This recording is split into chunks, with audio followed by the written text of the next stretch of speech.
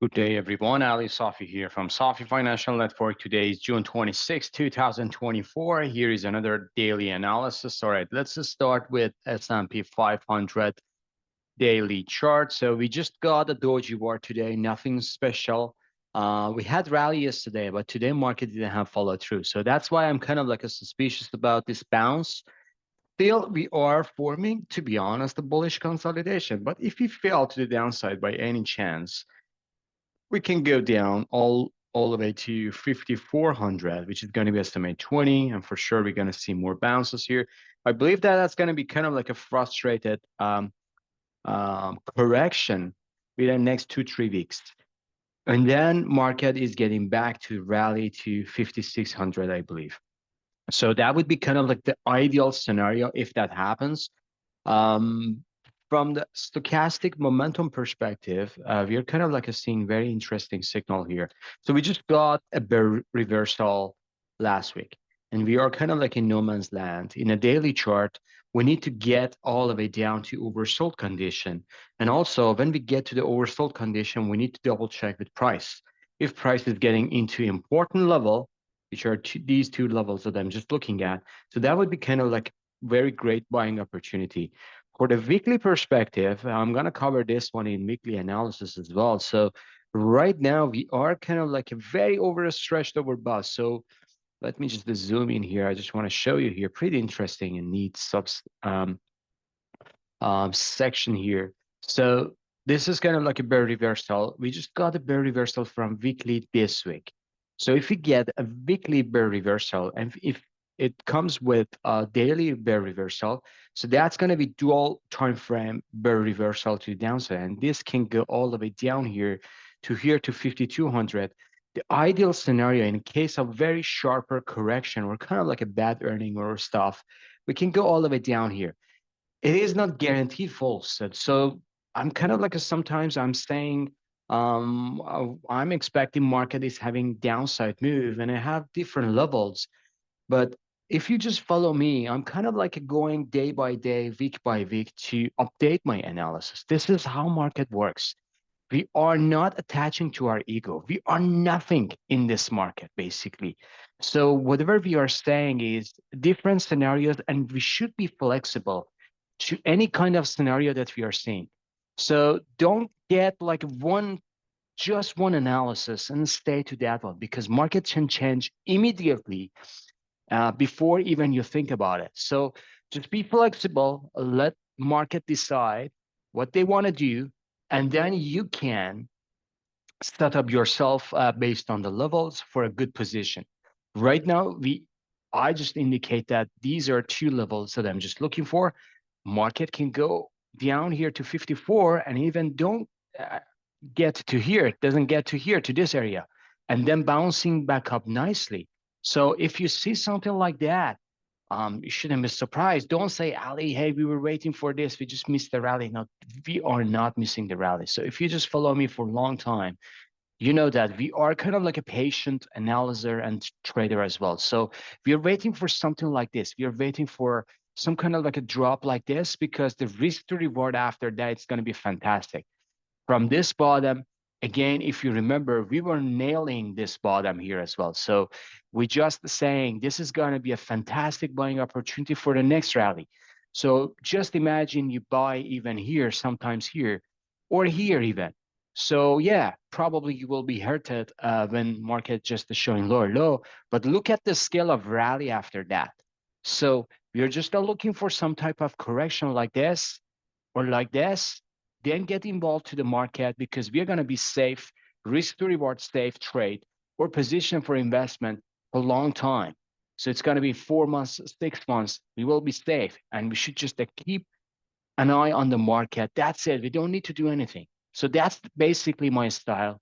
And if you don't like it, I think you're in a wrong place. But if you just follow me day by day, week by week, you can see what I'm talking about exactly and what type of psychology that I'm looking for. I'm not looking for 1 hour, like a 1 minute or a scalping, something like that. I'm just looking for 3 months to 6 months minimum investment scenarios in a good quality names. based on this analysis. All right. So hope you get it and hope you enjoy it. Moving on to Nasdaq.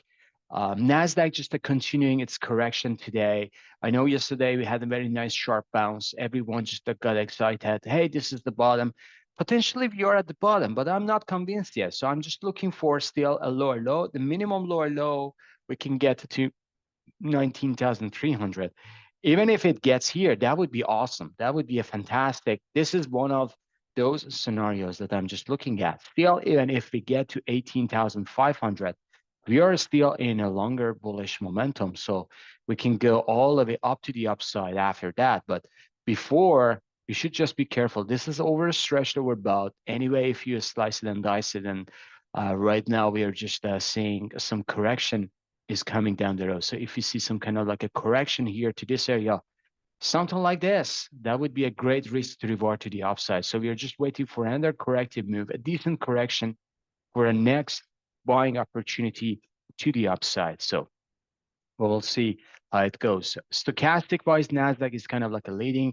We are kind of like getting close to oversold condition. We are not there yet. So potentially we will see something like this. So we have like this consolidating area. Stochastic is getting into oversold, but deep down nicely, and this is getting into oversold, while weekly shows oversold as well, so we can get in. So I'm just looking for dual time frame back reversal to the upside. That would be fantastic, weekly and daily. Moving on to US 30, which is Dow Jones, actually positive today, slightly better than the other indexes. Mine is still Asian value names. So Doji bar, we can see some kind of like a pullback to here, but I should say this is gonna be a good scenario for buy, and we can see some kind of like momentum to the upside as well. Moving on to uh, gold, which had another tough day today. So gold, I believe, is following this scenario. So we are seeing lots of bearish price action here. So we can see a drop here to this area. No one supposed to be surprised because we were thinking about it. We were giving you two type of analysis. One is from here to the upside, or from here deep down, wash out low, and then move back to the rally. The way that I see the chart right now is just developing itself. Actually, if we get below this pivot, it's going to be easy fall off the cliff going down 21 to 2200, and that's going to be very, very bearish for short term.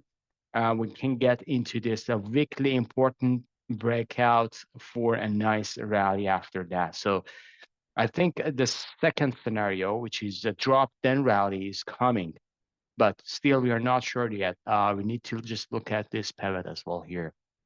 Silver performing better today. I know that silver is kind of like a weak as well recently, but it's just holding up nicely.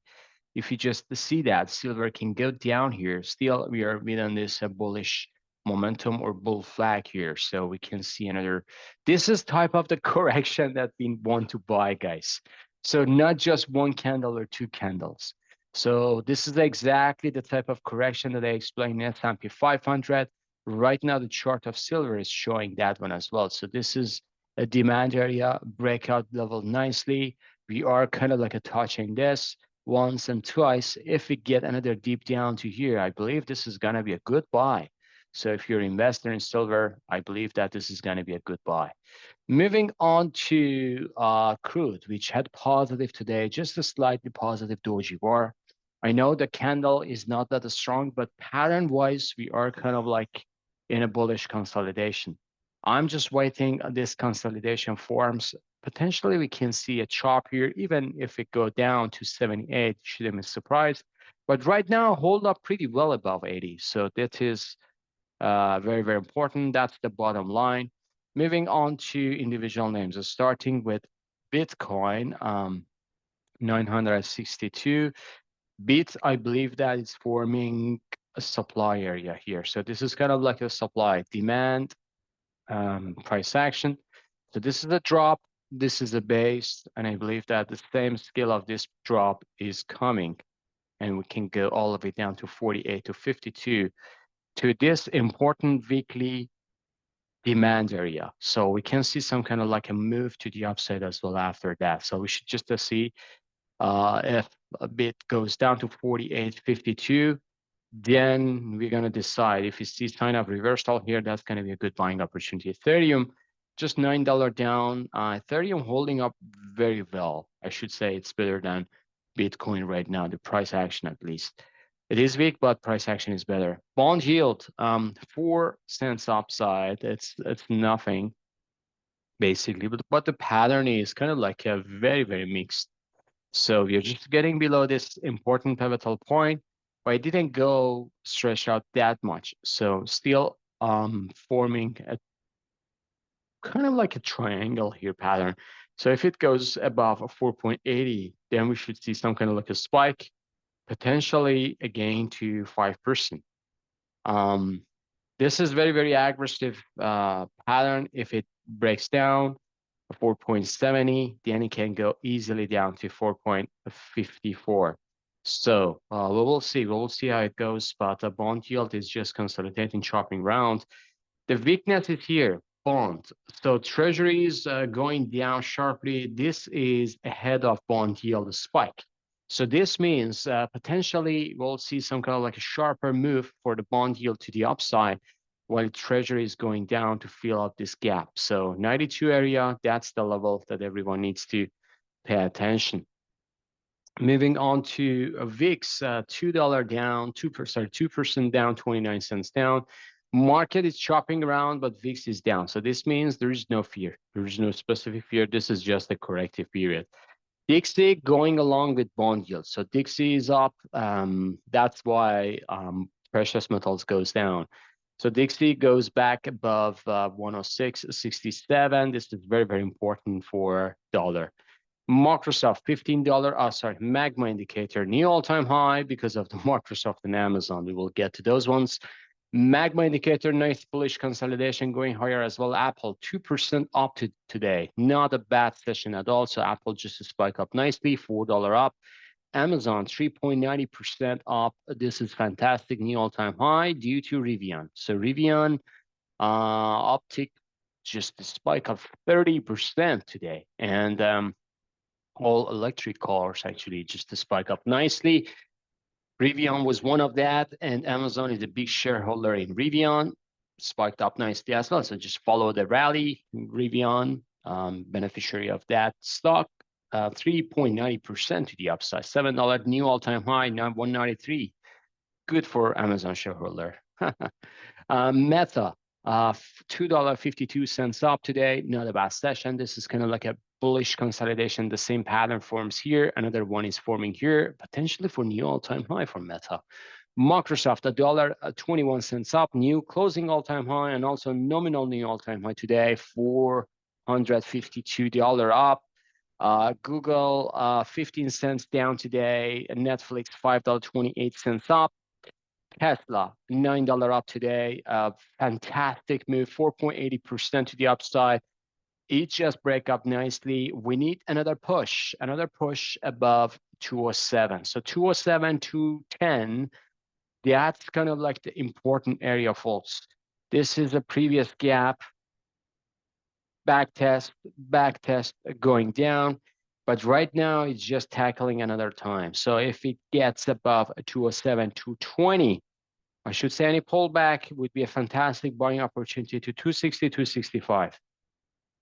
So we will see how it goes. Moving on to semiconductors, which were weak today. Even after hours, it goes lower. SMH, 86 cents down. Stocks, 96 cents down today as well. TSM, 53 cents down. AMD, just going down, and it's not recovering at all. NVIDIA, they're like very nice day. So it goes down, then coming back up positive. But after hours, I should say NVIDIA lost its momentum, and it goes 124.25 right now. Texas Instruments. Before getting to the Texas, NVIDIA, I was talking about NVIDIA can go down here. Everyone is saying, like yesterday, we are kind of like a bouncing to 126. What are you talking about? See, sure, NVIDIA, this is a sharp pullback, corrective move, and this is a very technical reaction. So we should see a bounce, and we should just see 132 to 136. If it goes above this, for sure, we're going to have, not for sure, but most likely we are going to see new all-time high. But if it gets there and then came back down, so I should say this is just a bounce ABC corrective move. And this ABC corrective move can go 108 in a sharper decline, which I believe this is a perfect buying opportunity. Folks, when I'm saying this is buying opportunity, it doesn't mean that it can go down. It doesn't mean that it can guarantee go down. It can, but it's not guaranteed. So if it gets there, we're going to buy with two hands. So this is the strategy, folks. Not short it just because there is demand area. This demand area can test a year now, 2 years now. So who knows when exactly. But if it gets there, that's going to be a fantastic buying opportunity. So take it. Take and see and change your view like that. Texas Instrument, $1.37 down. This is not good, folks. So as you see here, we are just seeing lots of testing this area. And here is the high, lower high, lower high. If it breaks, it can go down. If it breaks, it can go down here to 173, 180. So that's the area. So that's why I'm kind of like skeptical about Nasdaq rally. Semiconductors are not that good. Lam Research actually is the exception today. $2.86 up, even after hours, it goes to 1,070. Moving on to banking sector. Financials, they're good today. XLF at 26 cents down. KBE, 1 cent up today. Not a bad session. KRE, 20 cents up. JP Morgan, 64 cents down. Goldman Sachs, $1.52 down. Goldman after hours took hit massively. Bank of America as well, 38 cents down. Even after hours, it goes lower. Wells Fargo, actually, just this one breaking down 56.59. This is very, very important.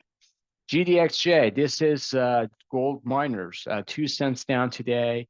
After hitting down, buyers come back and buying this stuff. GDXJ, 10 cents to the same pattern here.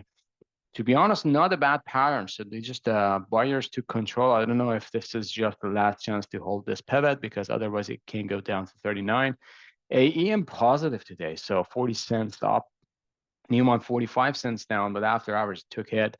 Franco-Nevada positive today again, so 71 cents up.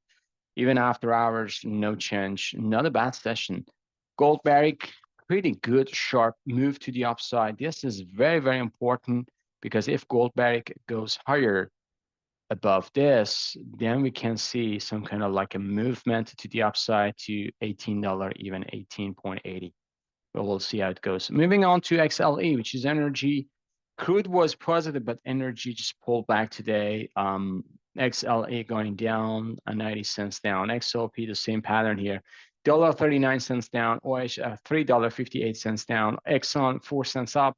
And Chevron, $2.51 down. Chevron took a hit a lot. So still working out in this bearish channel. All right. I believe I covered everything. If you like this video, please smash the like button. Subscribe to our channel and have a good one. See you on the chart. Bye-bye.